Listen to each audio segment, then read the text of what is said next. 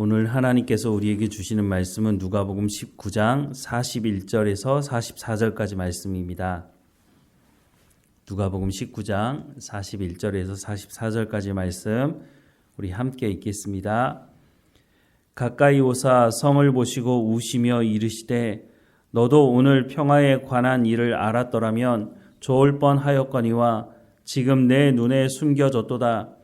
날이 이를지라 내 원수들이 토둔을 쌓고 너를 둘러 사면으로 가두고 또 너와 및 그 가운데 있는 내 자식들을 땅에 메어치며 돌 하나도 돌 위에 남기지 아니하리니 이는 내가 보살핌을 받는 나를 알지 못함을 인함이니라 하시니라. 아멘. 이스라엘 백성들은 아브라함의 후손이고 아브라함의 후손들은 하나님의 언약을 받은 백성들이었습니다. 하나님께서 이스라엘 백성들을 출애굽시키시면서 이스라엘 백성들에게 너희는 나의 제사장 나라가 될 것이다. 내가 너희를 제사장 나라 삼겠다고 말씀을 하셨습니다. 하나님은 언약하신 말씀 그대로 신실하게 그의 말씀을 지켜 가시려고 했습니다. 그러나 이스라엘 백성들은 출애굽한 이후 그들의 삶을 보면 입만 열면 원망과 불평으로 삶을 채웠습니다. 먹는 것 때문에 잠자리 때문에 불편하다고 길을 돌아가는 것 때문에 불편하다고 그런 일들을 통해서 늘 입에 달고 살았던 말은 애굽으로 돌아가자고 하는 것이었습니다. 그 애굽은 노예 생활을 했던 곳이고 그 애굽은 우상 숭배를 했던 곳입니다. 이스라엘 백성들이 하나님의 이 놀라운 은혜를 경험하고 나서도 애굽으로 돌아가자고 했던 이 사람들이 결국은 하나님의 언약의 말씀을 무시하고 가나안 땅 들어가기를 거부하면서 결국은 광야 40년 생활을 통해서 가나안 땅을 밟아보지 못하고 광야에서 죽음을 맞이했던 것을 성경은 말씀해주고 있습니다. 그리고 새로운 세대 여호수아와 새로운 세대가 가나안 땅에 들어가게 됩니다. 그런데 가나안 땅을 차지한 이 사람들 단 한 세대가 지나가고 난 이후에 하나님을 알지 못하는 다른 세대가 등장했다고 성경은 말씀해 주고 있습니다. 이방인들과 전혀 다르지 않은 삶을 살아가는 사사시대를 거쳐갑니다. 수백 년 동안 사사들을 세워서 하나님 말씀하시고 회개하고 돌이키는 이 백성들을 하나님께서 다시 살려주시지만 또 다시 살만하면 우상을 숭배하고 하나님을 거부하는 삶을 반복했죠. 사사기 말씀을 보면 이렇게 삶을 살아가는 하나님을 대적한 삶을 살아갔던 이스라엘 백성들이 그 원인이 무엇인지를 말씀하고 있는데 이들이 하나님을 알지 못했다는 것입니다. 이들이 결국 선택했던 것은 우리가 하나님을 알지 못해서 이런 일이 벌어졌으니까 우리가 하나님의 말씀 듣기를 사모하고 하나님께 돌이키자라고 한 것이 아니었고 우리가 주변 나라들처럼 왕이었기 때문에 우리가 이런 일을 당하는 것이다 라고 결론을 내리고 결국은 왕을 요구하게 되고 하나님은 왕을 세우게 되면 이런 일들이 너희에게 불이익이 있을 것이다 라고 하는 것을 말씀해 주셨음에도 불구하고 끝내 그 고집을 꺾지 않았던 이스라엘 백성들은 왕을 세우게 됩니다. 그런데 왕을 세우고 난 이후부터 나라가 망할 때까지 어떤 일이 있었습니까? 그 왕을 세운 문제 때문에 더 큰 고통을 당했던 것이 이스라엘 백성들이었습니다. 결국은 자신들의 탐욕의 결과로 만들어낸 그 결과물을 고스란히 자신들이 맛보게 된 것이죠. 북이스라엘은 아수르에게 망하고 남유다는 바벨론에게 망하게 됩니다. 결국은 하나님 말씀 듣지 않고 순종하지 않고 불순종함으로 말미암아 얻은 결과물이었습니다. 출애굽 이후부터 약 1000년 동안 하나님께서 그렇게 많은 하나님의 사람들을 보내시고 말씀하셨음에도 불구하고 이 백성들은 하나님 말씀을 듣지 않고 결국은 자신의 욕심을 따라가다가 성전이 무너지는 일을 경험하게 되었습니다. 이 사람들이 바벨론 포로로 붙잡혀고 나서는 도대체 이해할 수가 없었을 것입니다. 우리는 언약 백성이고 하나님의 약속을 받은 사람들인데 어떻게 성전이 무너지고 나라가 망할 수 있느냐? 그런데 결국은 자신들이 하나님의 말씀에 순종하지 않았고 불순종하고 우상을 숭배한 것 때문에 나라가 망했다는 것을 알게 되었죠. 그래서 바벨론 포로 붙잡혀가고 난 이후부터 회당 교육이라고 하는 것이 시작합니다. 회당 교육은 하나님의 말씀을 가르치기 위한 것이었습니다. 그래서 자신들뿐만 아니라 자녀들에게 하나님 말씀을 가르치는 일을 철저하게 중요하다고 생각을 하고 가르쳤죠. 그리고 70년 바벨론 포로 생활을 마치고 다시 예루살렘으로 돌아오게 됩니다. 예루살렘으로 돌아올 때 그 모습을 보면 포로 붙잡혀간 사람 중에 소수만 다시 돌아오게 됩니다. 70년 바벨론 생활을 하면서 경제적인 뿌리를 거기서 내리다 보니까 다시 돌아오기가 만만치 않았던 것일 수도 있습니다. 그런데 어쨌든 신앙의 회복을 위해 찾아온 이스라엘 백성들은 첫 번째 했던 것이 성전을 짓기 시작하는 것이었습니다. 그러나 성전을 짓는 것도 중간에 중단하게 되고 결국은 자신의 이익을 다시 쫓아가는 사람들, 다시 하나님께서 하나님의 사람들을 보내셔서 성전을 짓도록 하시죠. 성전을 짓고 나서 다시 예전처럼 살아가는 것처럼 보여졌습니다.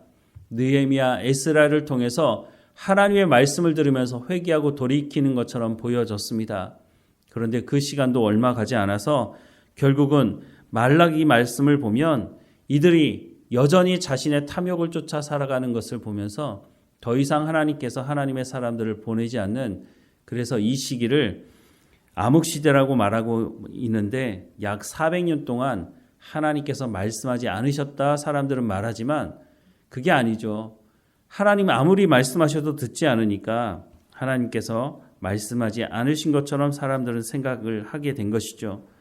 이런 신앙의 암흑기, 하나님의 말씀이 없는 암흑기를 마감하신 분이 바로 예수님이셨습니다. 예수님이 이 땅에 오셔서 하나님의 말씀을 전하기 시작하시죠. 하나님의 말씀을 전하면서 회개하고 돌이킬 것을, 하나님 나라가 가까이 왔다고 말하지만 그 당시에 이스라엘 백성들 메시아를 학수고대하고 살았던 사람들임에도 불구하고 하나님의 말씀을 듣지 않고 여전히 자신들의 풍요와 또 로마로부터 독립을 꿈꾸는 것 외에는 관심이 없었다는 것입니다. 요한복음 8장 37절 말씀에 보면 나도 너희가 아브라함의 자손인 줄 아노라. 그러나 내 말이 너희 안에 있을 곳이 없으므로 나를 죽이려 하는도다 라고 말씀을 하고 있습니다. 이스라엘 백성들 언약 백성이라고 말하지만 하나님의 말씀을 전하는 예수님의 말씀을 마음에 새기지 않으니까 결국 하나님의 말씀을 다시 거부하고 예수님을 십자가에 못 박아 죽이려고 했다고 말씀을 하고 있는 것입니다. 이제 예수님께서 예루살렘에서 마지막 한 주일을 보내기 위해 예루살렘에 올라오셔서 말씀을 전하시고 있습니다. 그런데 예수님께서 이 예루살렘을 보시면서 안타까워하는 마음이 오늘 본문에 담겨져 있습니다. 오늘 본문 말씀을 다시 보면 가까이 오사 성을 보시고 우시며 이르시되 너도 오늘 평화에 관한 일을 알았더라면 좋을 뻔하였거니와 지금 내 눈에 숨겨졌도다. 날이 이를지라 내 원수들이 토둔을 쌓고 너를 둘러 사면으로 두르고 또 너와 및 그 가운데 있는 내 자식들을 땅에 메어치며 돌 하나도 돌 위에 남기지 아니하리니 이는 내가 보살핌을 받는 날을 알지 못함을 인함이니라 라고 말씀을 하고 있습니다. 예수님이 말씀하신 이 말씀 그대로 AD 70년에 로마의 디도 장군이 예루살렘을 공격해서 완전히 초토화되게 됩니다. 예수님은 예루살렘이 망하는 것을 원하지 않으셨습니다. 그래서 구약 성경에도 보면 하나님께서 1000년이라는 시간 동안 끊임없이 회개하고 돌이키라고 말씀을 하셨던 것입니다. 그런데 아무리 말해도 듣지 않으니까 하나님께서 그 성전을 무너뜨리신 것이죠. 예수님도 그 말씀을 하시는 것입니다. 말씀이신 예수님께서 이 땅에 오셔서 말씀을 전하심에도 불구하고 이 이스라엘 백성들 여전히 회개하고 돌이키지 않습니다. 결국은 예수님께서 그 모습을 보며 정말로 안타까운 마음으로 결국에는 이 성전이 돌 위에 돌 하나도 남김없이 다 무너지게 될 것이다. 그것을 예수님께서 원하시는 마음이 아니지만 너희가 끝까지 말씀을 듣고 순종하지 않으면 하나님께서 심판하시게 될 것이다 라고 하는 말씀을 해주시고 있는 것이죠. 이런 모습을 보는 오늘 교회는 어떠합니까? 오늘 교회는 오늘 하나님의 사람들이라고 말하는 성도들은 하나님의 말씀 듣기를 사모하고 있는 겁니까? 자신의 탐욕을 채우기 위해서 교회를 세습하고 자신들의 종교적인 권력을 가지고 도전하는 사람들이 있으면 수단과 방법을 가리지 않고 그 사람을 공격하는 시대가 아닙니까? 예루살렘을 보며 안타까워하는 그 예수님의 음성이 오늘 우리에게도 들려지는 것 같다는 생각을 합니다. 아무리 화려한 빌딩과 아무리 화려한 조명이 있다 할지라도 그것이 언제까지 지속되겠습니까? 예수님은 승천하시면서 내가 다시 오겠다고 분명히 약속하고 계십니다. 예수님이 오시는 그 날에 양과 염소를 나누실 것입니다. 염소편에 쓴 사람들은 슬피 이를 갈며 눈물로 쫓겨나는 일이 있을 것이라고 예수님께서 이미 말씀하고 있지 않습니까? 그날이 언제 올지 예수님도 알지 못한다고 말씀하시지만 분명히 그날은 있을 것이라고 말씀을 하고 있습니다. 우리가 그날에 주님 앞에 섰을 때에 착하고 충성된 종이라고 평가를 들을 것인지 아니면 악하고 불법을 행하는 자들아 내게서 떠나가라고 하는 말씀을 들을 것인지 우리가 예수님을 제대로 믿는 사람들이라면 예수님을 믿는다는 게 뭡니까? 하나님의 말씀을 듣고 순종한다는 것 아닙니까? 그런데 하나님의 말씀을 듣지 않고 순종하지 않는다는 것, 그것은 바로 예수님께서 말씀하신 그대로 너희 가운데 하나님의 말씀이 없으므로 말씀을 듣지 않으므로 나를 죽이려 하는다라고 말씀을 하신 것처럼 이 시대에도 하나님의 말씀이 선포되지만 그 말씀을 듣지 않고 순종하지 않는다면 예수님의 이 책망하는 말씀을 오늘 우리도 듣게 될 것이라고 하는 말씀을 기억해야 할 것입니다. 예수님은 심판으로 멸망시키는 것이 목적이 아니라고 하는 것을 오늘 본문을 통해서 다시 한번 말씀해 주고 있습니다. 우리가 하나님의 말씀을 들어야 회개도 할 수 있고 하나님의 말씀을 들어야 우리가 하나님의 백성다운 삶을 살아갈 수도 있는 것입니다. 우리는 영원한 하나님의 나라에 소망을 두고 살아가는 사람들 아닙니까?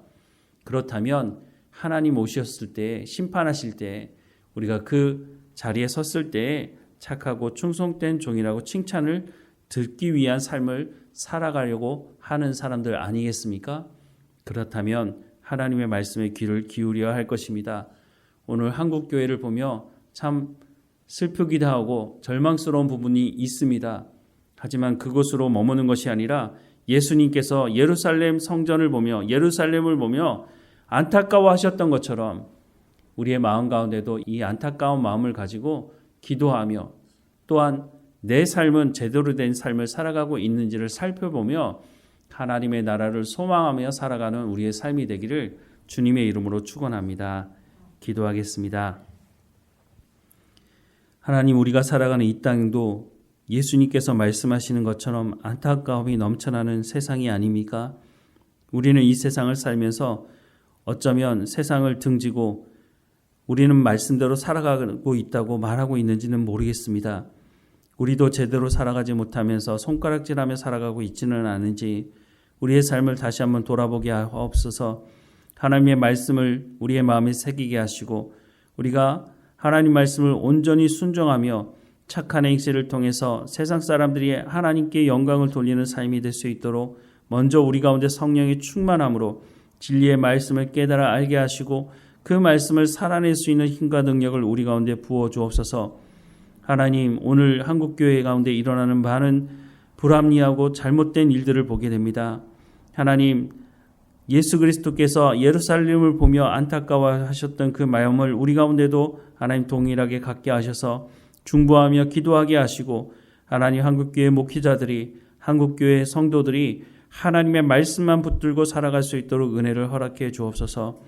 하나님, 우리 가운데 허락한 우리의 삶을 허비하지 않게 하시고 주님 부르셨을 때 착하고 충성된 종이라고 하나님께서 말씀하시는 그 말씀을 들을 수 있도록 오늘 우리의 삶을 허비하지 않고 하나님과 동행하며 살아가는 우리의 삶이 될 수 있도록 인도해 주옵소서. 육체의 연약함을 가지고 있는 성도들 하나님 붙들어 주셔서 속히 회복되고 강건해질 수 있도록 하나님 인도해 주옵소서. 우리가 예배하는 그 자리 늘 지키며 하나님을 예배하며 기도할 수 있도록 인도해 주옵소서. 우리의 기도에 귀를 기울이시는 하나님, 하나님과 마음에 합한 삶을 살아갈 수 있도록 우리의 삶을 주관하시고 인도하실 걸 믿고 감사하고 예수님의 이름으로 기도드립니다. 아멘.